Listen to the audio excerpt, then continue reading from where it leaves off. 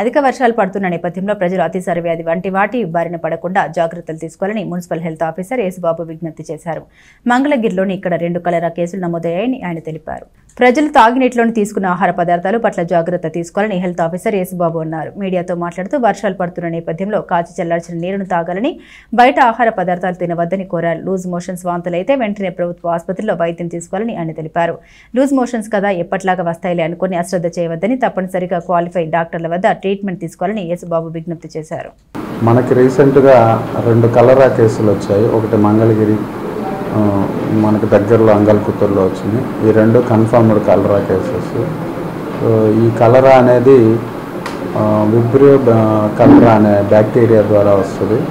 So దీని లక్షణాలు ఎలా ఉంటాయంటే vigorous loose motions, continuous loose motions అవుతూనే ఉంటాయి, వామిటింగ్స్. సో డిహైడ్రేషన్ వచ్చి ఈ మనిషి చాలా ప్రమాదకర స్థాయిలో చనిపోయేదాకా కూడా ఉంటారు.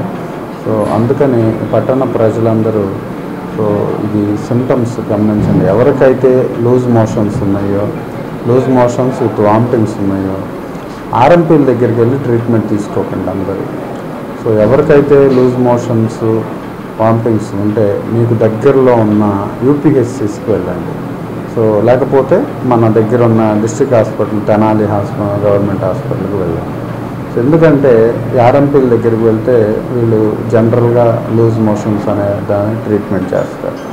సో వాళ్ళకి ఐడియా ఉండదు కాబట్టి జనరల్గా రోజు వచ్చే విరోచనాల్లాగానే వాళ్ళు ట్రీట్ చేస్తారు.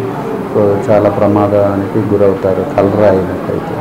సో ముందు జాగ్రత్తగానే మనం ఏదైనా any type of loose motions కానీ, డయేరియా కేసెస్ కానీ మీకు దగ్గరలో ఉన్న గవర్నమెంట్ హాస్పిటల్కి వెళ్తే సో గవర్నమెంట్ మా నోటీస్లో ఉంటుంది అన్నమాట. సో మా నోటీస్లో ఉంటుంది, మేము టెస్టింగ్కి పంపించి సో దాన్ని తగిన ట్రీట్మెంట్లు జాగ్రత్తలు తీసుకుంటాం.